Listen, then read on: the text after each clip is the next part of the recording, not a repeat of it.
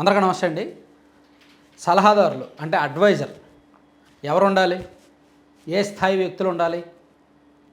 మన ఇంట్లో పని వాళ్ళని, మన పార్టీలో ముఖ్యుల్ని, మన పార్టీలో పనికొచ్చి పదవి ఇవ్వలేని వాళ్ళని, రాజకీయ నిరుద్యోగుల్ని, మన కులపోల్ని సలహాదారులుగా చేసుకోవడం ఒక ఎత్తు అయితే, పలానా సబ్జెక్టులో నిపుణులు, వీళ్ళకి బ్యాక్గ్రౌండ్ ఇలా ఉంది, వీళ్ళ దీన్ని సలహాదారులుగా చేసుకుంటే ఇలా ఉపయోగపడతారు అని ఆలోచించి తీసుకోవడం ఒక ఎత్తు. పార్టీ అధికారంలో ఉన్నప్పుడు 50 మందినో 60 మందినో సలహాదారులుగా నియమించుకొని ప్రతి నెల 2 లక్షలు 2.5 లక్షలు వేతనం ఇచ్చేయడం ఒక ఎత్తు అయితే, అధికారంలోకి వచ్చిన తర్వాత ఏ రంగానికి ఎవరు ఉపయోగపడతారు అని జల్లెడ పట్టి ఆచితూచి వ్యవహరించి వాళ్ళకి సలహాదారులుగా ఇవ్వడం మరో ఎత్తు. నేను దేని గురించి చెప్తున్నా మీకు అర్థమయ్యే ఉంటుంది. చాలా సింపుల్గా స్ట్రైట్గా వైఎస్ఆర్ కాంగ్రెస్ పార్టీ 5 ఏళ్ల అధికారంలో సలహాదారులుగా ఎవరెవరు ఉన్నారు అనేది ఒకసారి పేర్లు చెప్తాను వినండి. సజ్జల రామకృష్ణారెడ్డి, ఆయన ఎవరు? సాక్షి పత్రికలో ఎడిటోరియల్ ఇన్ఛార్జ్గా పనిచేశారు. సాక్షి జర్నలిజం స్కూల్ ప్రిన్సిపల్గా పనిచేశారు.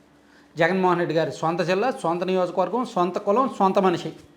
ఆయనకు ప్రభుత్వం ముఖ్య సలహాదారుగా 2019లో జగన్మోహన్ రెడ్డి గారు అధికారం చేపట్టిన వెంటనే ఇచ్చేశారు. కసిరెడ్డి రాజశేఖర రెడ్డి ఐటీ సలహాదారుడు. ఆయన జగన్మోహన్ రెడ్డి గారికి అత్యంత సన్నిహితుడు, జగన్మోహన్ రెడ్డి గారికి ఒక రకంగా మిత్రుడు. ఆయనకు ఐటీ సలహాదారుగా ఇచ్చాడు. ఆయన ఇప్పుడు లిక్కర్ స్కామ్లో నిందితుడిగా ఉన్నారు. లోకేశ్వర్ రెడ్డి, ఆయన టెక్నికల్ అడ్వైజర్, సాంకేతిక సలహాదారు అనే పదవి ఇచ్చారు ఆయనకు వైసీపీ అధికారంలో ఉన్నప్పుడు. ఈయన 2019కి ముందు చంద్రబాబు నాయుడు గారి మీద కేసులు పెట్టిన వ్యక్తి. ఇక అజయ్ కల్లం రెడ్డి, ఈయన గతంలో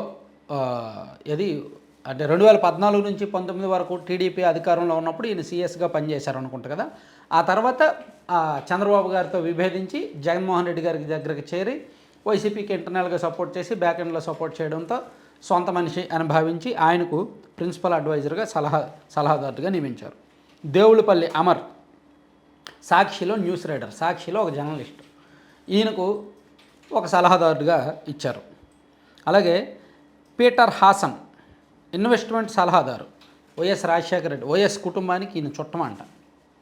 ఈయన పెట్టుబడులకు సంబంధించిన సలహాదారుడు. జగన్మోహన్ రెడ్డి గారు నియమించిన సలహాదారుల పేర్లు ఇవన్నీ. అలాగే లక్ష్మీపార్వతి, తెలుగు అకాడమీ చైర్మన్గా పెట్టి క్యాబినెట్ ర్యాంక్ ఇచ్చారు. తర్వాత తలసిల రఘురాం క్యాబినెట్ ర్యాంకు.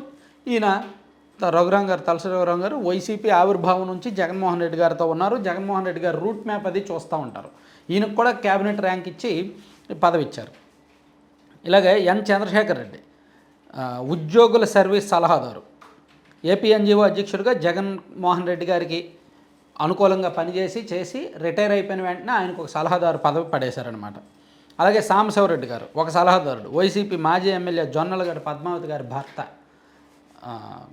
ఈయన సాంబశివరెడ్డి గారు. ఈయనకు కూడా వైసీపీ అధికారంలో ఉన్నప్పుడు ఒక పదవి ఇచ్చారు.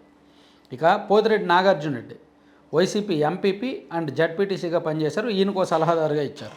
అండ్ జ్వాలాపురం శ్రీకాంత్, దేవాదాయ శాఖ సలహాదారు, ప్రభుత్వం అతన్ని గతంలో నియమించారు. అలాగే జియావుద్దీన్, మైనారిటీ సంక్షేమ శాఖ సలహాదారుడు. భరత్ రెడ్డి, ఏవియేషన్ సలహాదారు.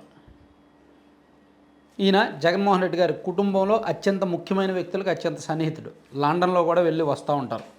అలాగే దేవిరెడ్డి శ్రీనాథ్ రెడ్డి, ఈయన ఒక అడ్వైజరు. ఈయన యాక్చువల్లీ సాక్షి మీడియాలో పనిచేసే వ్యక్తిని తీసుకొచ్చి సలహాదారుగా నియమించారు.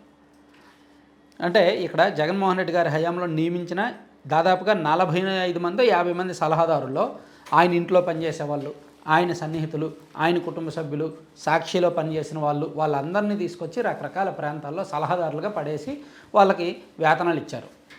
సుమారుగా సలహాదారుల కోసం ఖర్చు పెట్టిన సొమ్ము నెలకు అక్షరాల 1.5 కోటి జీతం రూపంలో, అలవెన్సెస్ రూపంలో, వాళ్ళకి సౌకర్యాలు, వాళ్ళకి దగ్గర పనిచేసే పిఏ ఆ జీతం ప్రభుత్వం ఇవ్వడం, ఒక పిఆర్ఓ, ఇలా మొత్తం మీద నెలకు 1.5 కోటి ఈ సలహాదారులు అందరి పేరట ప్రభుత్వం ఖర్చు చేసేది.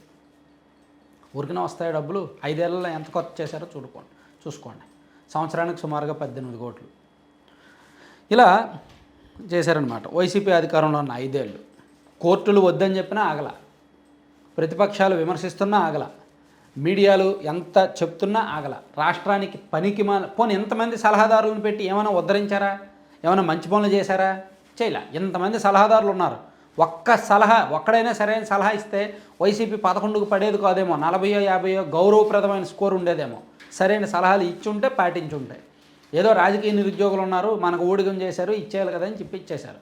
సలహాదారులు అంతమంది ఉన్నా వాళ్ళ సలహాలు ఎవరు, సలహాలు ఇచ్చినా ఇక్కడ తీసుకునే వాళ్ళు ఎవరూ లేరు. ఏదో ఒకటి ఇచ్చి పడేయాలి కాబట్టి ఇచ్చి పడేశారు అంతే. సో కూటమి ప్రభుత్వం అధికారంలోకి వచ్చాక కూడా కొంతమందికి సలహాదారులు ఇచ్చారండోయ్. కన్నయ్య నాయుడు గారు జలవనరుల శాఖ సలహాదారు, ఆయన జలవనరుల శాఖ నిపుణుడు. తుంగభద్ర గేట్లు కొట్టుపోయినప్పుడు 72 గంటల్లో మళ్ళీ గేట్లు తయారు చేసి అమర్చిన నిపుణుడు ఆయన. ఆయనకు ఒక సలహాదారుగా ఇచ్చారు. చాలా మంచి పదవి, మంచి వ్యక్తి, ఉన్నత వ్యక్తి.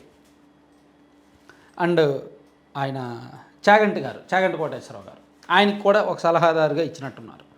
ఆయన నైతిక విలువలు, ఆయన ప్రవచనాలు చాలా బాగుంటాయి. సో విద్యార్థులు స్ఫూర్తివంతంగా ఇన్స్పిరేషన్గా తీసుకుంటారు కాబట్టి ఆయనకి ఇవ్వడం తప్పులేదు. అలాగే ఆర్పి ఠాకూర్ గారికి ఒక పదవి ఇచ్చారు. ఆయన ఒక ఐపీఎస్ అధికారి. అండ్ ఇస్రో మాజీ చైర్మన్ సోమనాథ్ గారికి కూడా ఒక సలహాదారు పదవి ఇచ్చారు. ఆయన ఇస్రో వంటి గొప్ప సంస్థకు చైర్మన్గా పనిచేశారు. అండ్ డిఫెన్స్ మ్యానుఫ్యాక్చరింగ్ హబ్ హెడ్గా పనిచేసిన సతీష్ రెడ్డి గారికి ఒక సలహాదారు పదవి ఇచ్చారు. ఈయన కూడా అత్యున్నత హోదాలో పనిచేశారు. ఇంట్లో ఊడిగం చేయడమో, సొంత మీడియాలో పనిచేసిన వాళ్ళ కాదీళ్ళు. దేశంలో పేరెన్నికగన్న సంస్థల్లో అత్యంత హోదాలో, కీలకమైన హోదాలో పనిచేసి వచ్చిన వాళ్ళకి కూటమి ప్రభుత్వం అధికారంలోకి వచ్చాక సలహాదారులుగా పదవులు ఇచ్చారు. అలాగే ఫోరెన్సిక్ నిపుణుడు కేపీసీ గాంధీ గారికి ఒక సలహాదారు. అలాగే కోవిడ్ టైంలో వ్యాక్సిన్ తయారీలో కీలక పాత్ర పోషించిన భారత్ బయోటెక్ ఎండి సుచిత్ర ఎల్లా గారికి కూడా ఒక సలహాదారుగా ఇచ్చారు.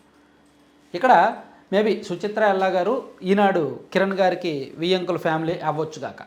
ప్లస్ వాళ్ళది భారత్ బయోటెక్ అనే ఒక పెద్ద కంపెనీ ఉంది. వాళ్ళు వ్యాక్సిన్ తయారు చేయడంలో కీలకం కాబట్టి వాళ్ళని కాసేపు పక్కన పెడదాం. మిగిలిన అందరిది కూడా అత్యంత కీలకమైన వ్యక్తులు, సమాజంలో అత్యున్నత స్థాయి వ్యక్తులు, అత్యున్నత స్థాయిలో పనిచేసిన వ్యక్తులు, పనికి వచ్చే వాళ్ళే.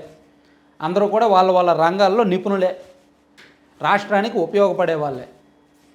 అంతే తప్ప మన దగ్గర పనిచేసిన వాళ్ళు, మన పాదయాత్రలో మనకు ఫిజియోథెరపీ చేసిన వాళ్ళు, లేదంటే మనం అంటే ఇంట్లో పనిచేసిన వాళ్ళు, సొంత మీడియాలో పనిచేసిన వాళ్ళు, భజనలు చేసిన వాళ్ళు, గొప్పలు చెప్పిన వాళ్ళు, స్క్రిప్ట్ రాసిచ్చిన వాళ్ళు, రూట్ మ్యాప్ చేసిన వాళ్ళు, వాళ్ళెవరిని సలహాదారులుగా పెట్టుకోవాలి. సరే, నా అబ్జెక్షన్ ఏంటంటే అసలు అంతమంది సలహాదారులు ఏంటండి ఒక ప్రభుత్వానికి?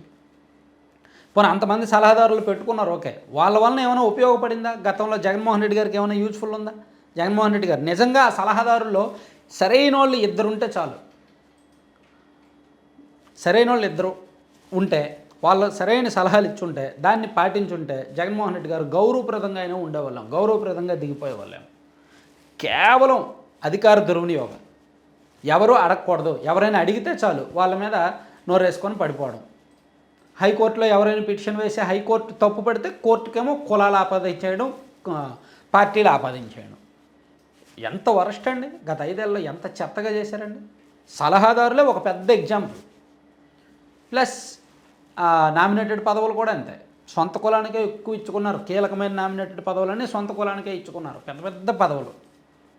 సరే, చేసిన పాపం ఊరికే పోదుగా, దానికి ప్రతిఫలం కూడా కళ్ళెదురుగా కనిపిస్తుంది, అనుభవిస్తున్నారు.